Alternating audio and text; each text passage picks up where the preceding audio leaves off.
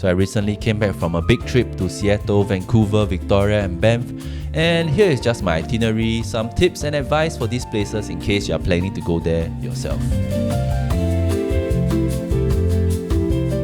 I filmed all of these on my DJI Osmo Pocket 4 and I hope that it really captured the best of all the different places that I've been to share with you guys. So if you do enjoy this sort of content, do leave a like, comment and subscribe to the channel and let me know if you have any questions about my trip or the itinerary and I'll be sure to respond down below. Without further ado, let's start with Seattle. To briefly introduce Seattle, it's not really your typical touristy location. Instead, it's more of a gateway which tourists use to explore other areas around Washington or even up to Vancouver and the nearby parts in Canada as well. So in terms of the number of days to spend at Seattle, I would recommend about close to 3 to 4 days at maximum, unless you have plans to travel to areas outside of Seattle like the Greater Washington area or up to Mount Rainier, or even to travel up to Vancouver and other parts of Canada to visit those places as well. In terms of budgeting, I will give some fair warning as Seattle is kind of on the higher end of prices in the USA, and so you can expect to pay about close to 20 USD per person per meal, and that is on top of giving tips. Naturally, this is just an average based on my experience in Seattle. I do think you are able to have a lower budget or spend less if you cook or seek out the cheaper options. But I found this to be quite a useful average for budgeting based on my experience going to, for example, bakeries or cafes and buying like food and drink as well. Starting off our trip to Seattle, we headed straight to Pike Place Market, which is one of the most popular tourist destinations in Seattle. It is also one of the oldest markets in the United States and is filled with tons of local vendors selling all sorts of things. Right? You can find flowers, you can find food, you can find cooking ingredients, fresh meat, fresh fish, even coffee, juices. And as you can see, it is also incredibly crowded on a Friday afternoon. So if you're traveling in a group or with people, do make sure to keep a close eye on each other and keep each other in close distance because it is incredibly easy to get lost.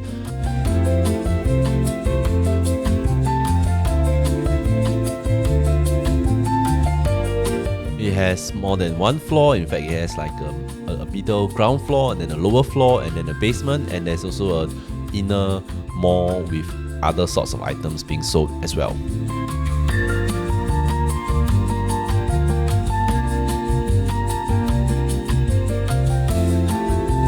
Personally, for me, I enjoyed walking through the market, seeing all the different things that were being sold, wow, the prices and some interesting things that were not even being sold in my home country.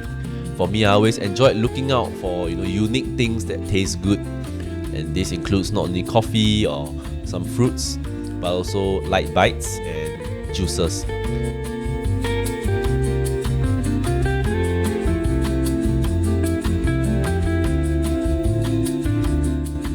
In fact, when we were here, we actually picked up one of the juices from one of the apple juice stand. They actually sold a variety of apple juice flavored drinks, like apple juice with lavender, apple juice with mango, that sort of stuff. It costed about maybe 10 USD for one cup, and they actually allow you to go around sampling all the different flavors and trying out what you actually like before you fill an entire cup and then bring the cup along to drink.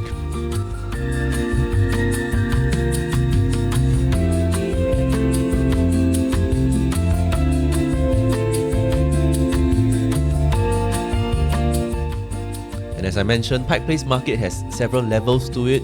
It's not just the ground level, but there's like a lower level with a basement level, and so it's very easy to get lost. So if you do see something interesting that you're interested in, or you want to enter a shop, do take the opportunity to do so instead of thinking you're going to come back, because it is very unlikely to be able to find the same shop unless you are very familiar with the location around here.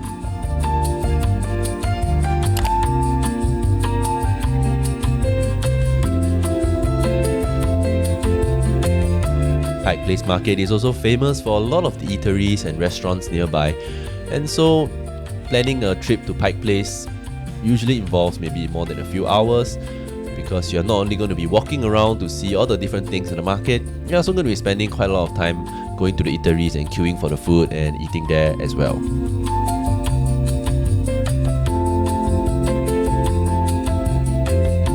When we were here, we actually found two notable places that I think you should definitely check out when you're in Pike Place. First is the Beecher's place, which is kind of like a cheese kind of place. So they sell grilled cheese sandwiches and also mac and cheese. So unless you're lactose intolerant, I highly recommend this place, as the cheese that they have is incredibly tasty and delicious, and the portions are pretty decent as well. For us, we bought the salmon mac and cheese, which looks and tastes incredible, because Seattle is actually a coastal kind of city, and so it is also famous for a lot of seafood, including salmon. The other place that you should definitely check out is the Pike Place Chowder. And as you can see, the queue is incredibly long. And so be prepared to queue up to maybe 20 to 30 minutes, but we can say for sure the chowder is definitely worth it. They also offer a variety of toppings and different flavors, and so you are spoiled for choice, and there's definitely something that suits what you like. Pike Place Market is also walking distance away from the pier, and so if you have eaten a bit too much food and you kind of need to walk off the excess calories, it's quite a good idea to walk all the way to the pier, and you can also enjoy not only the coastal views but also take in the sights in Seattle as well. And as you get into Elliot Bay, do be sure to check out the Seattle Great View. Personally for us, we didn't go for this option as we felt that we were kind of short on time based on the itinerary, but I do think it's worth it if you are looking to get a good view of the skyline and also of the coast. Be sure to also take advantage of any good weather to walk along Elliot Bay and all the way down to the harbour, because I think this is one of the main attractions of Seattle. Being a coastal city, you get a perfect view of both the coast and the city skylines, which is actually absolutely beautiful. Next, be sure to check out Pioneer Square, which is actually Seattle's historic birthplace that is famous for many of its Romanesque revival brick buildings and cobblestone streets. It's a highly walkable district, and you should definitely check it out for some of its art galleries or boutiques and vibrant nightlife.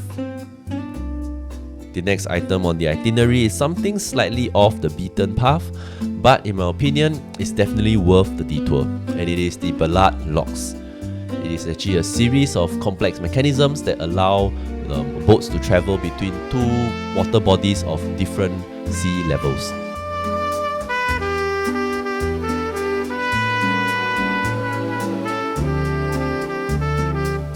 One of the highlights of this place was definitely also the fish ladder and the underwater viewing gallery, which, if you are lucky, you are able to see salmon swimming in the fish ladder to kind of like adapt to between the fresh and sea water, and also to swim up towards the upstream.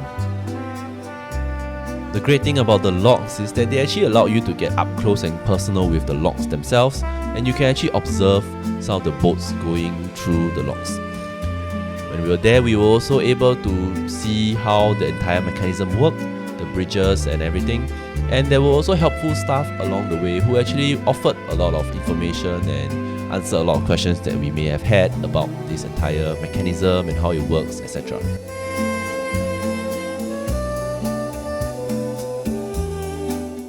The next item on the itinerary is the Fremont Troll sculpture, also known as the Troll or the Troll under the bridge, and it's a public sculpture that can be found under the Fremont Bridge and was actually built as part of like a cultural commentary on gentrification and a way to deter illegal dumping in the neighborhood.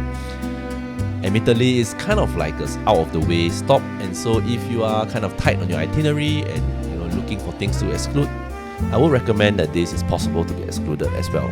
The next spot is Kerry Park, which is kind of like a small park that has almost nothing spectacular or interesting, there's no tickets, but it has an amazing and fantastic view of downtown Seattle. And if you are able to capture the right moment with the right lighting, you will be able to get an absolutely beautiful photo of the skyline with the Space Needle in the foreground and Mount Rainier in the background.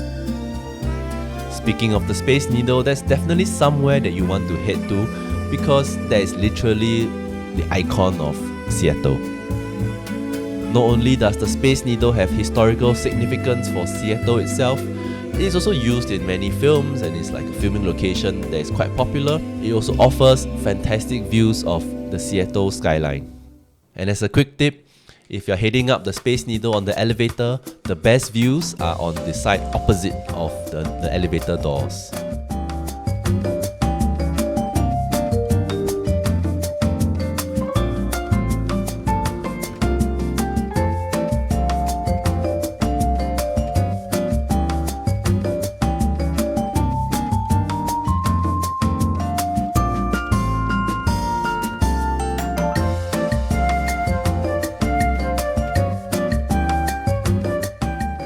The Space Needle Observatory deck is basically split into two floors.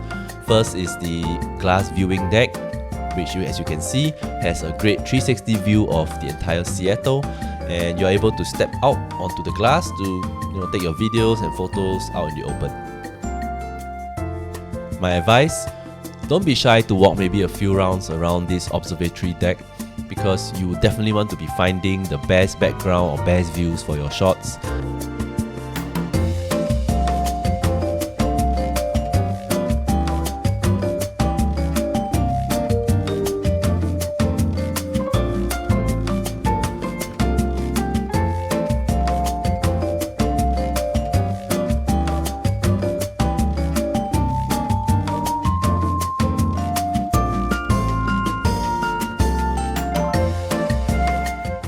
As you head down to the lower observatory deck, this is more of an indoor observatory deck, but it has like a glass floor which allows you to kind of like see what's below the Space Needle itself. In my opinion, the views here aren't really as good as the ones above, which is kind of like outdoor and it's more open view. But the interesting thing about this level is that it's actually on a revolving kind of platform, and so wherever you are is actually subtly turning and revolving around the Space Needle itself.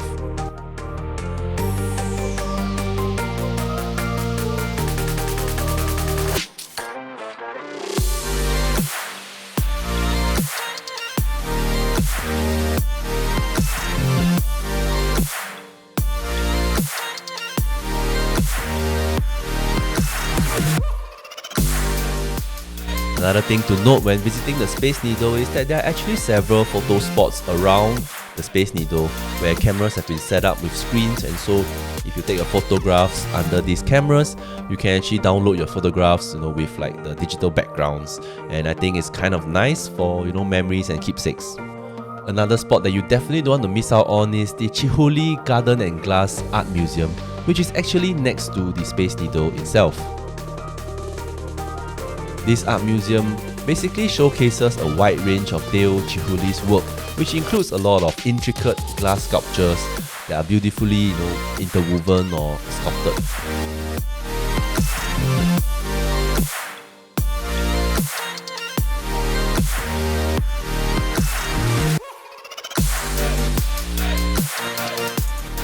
In my view, this is definitely something that is worth visiting because not only do you get to find out more about Dale Chihuly's kind of work process and his works across his life, you also see a lot of beautiful glass sculptures, and they also have a glass blowing kind of exhibition / workshop which you can see people doing it live on stage.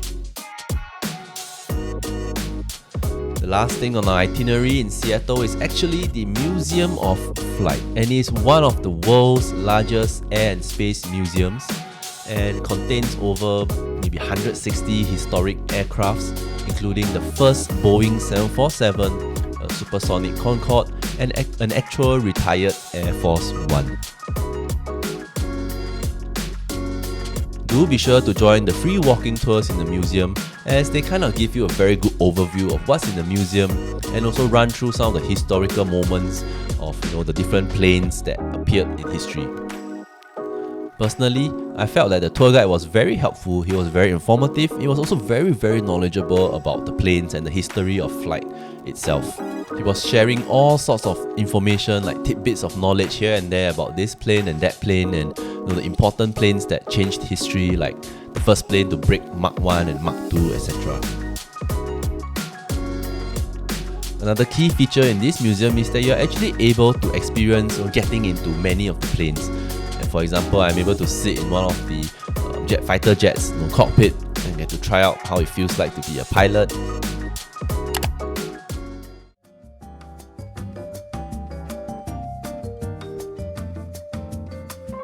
We were also able to get into some of the other passenger planes like the Concorde or the Boeing 747, and also actual retired Air Force One.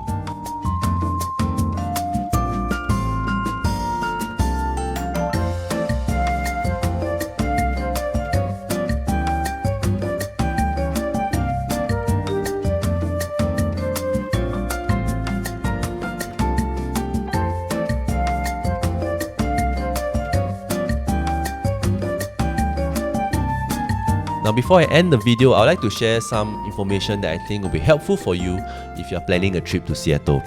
First, in terms of accommodations, I think you can go kind of both ways in Seattle. You can go with the hostel, the hotel, or even Airbnbs. I have found the price for both to be about the same, depending on the location, of course, and type of luxury that you're going for. In terms of transportation, we kind of stuck with public buses all the way. We didn't really see a need to take the subway or trains, and I think public buses served pretty much most of your needs. In terms of getting between the city and the airport, I think there's a train available, but we kind of went with an Uber because we had a bigger group, and so the cost was kind of managed better in the sense. The other thing that is worth noting that I would like to share is that Seattle is actually very near to Vancouver. And for us, that was actually the main point of going to Seattle, which was kind of like a stopover before we headed to Vancouver, as Seattle actually has a direct train to Vancouver through the Amtrak line. The Amtrak line also kind of lets you get to Vancouver in about 2 to 3 hours, and it is quite convenient in my opinion because you kind of save a bit on the transportation costs. Like, you don't really have to fly there or drive there, so you can kind of relax on the train. And it kind of feels like, checking in at the airport, actually. In terms of food options, I think Seattle is actually famous for a lot of seafood, but it is kind of like a melting pot of a lot of cultures in the US as well, and so it's not very uncommon for you to see like Chinese food, Indian food, Mexican food, that sort of stuff. And other than the food that we had at Pike Place Market, we didn't really feel that any of the other foods kind of stood out to us in terms of like a must return, a must go back there to eat again. And so I think you can just do a quick Google search to see where you want to eat, look for good ratings, good reviews, and simply just head there as long as it's within walking distance from wherever you are or wherever you want to go. And so there you have it. I hope this video has been helpful to you to understand and to maybe plan your trip to Seattle. Do leave a like, comment, and subscribe to the channel if you like more of this content. And if you have any questions, do be sure to leave it in the comments down below. I'll be sure to try to help you to answer as best as I can. Do check out our next video, which will be on Vancouver and Victoria.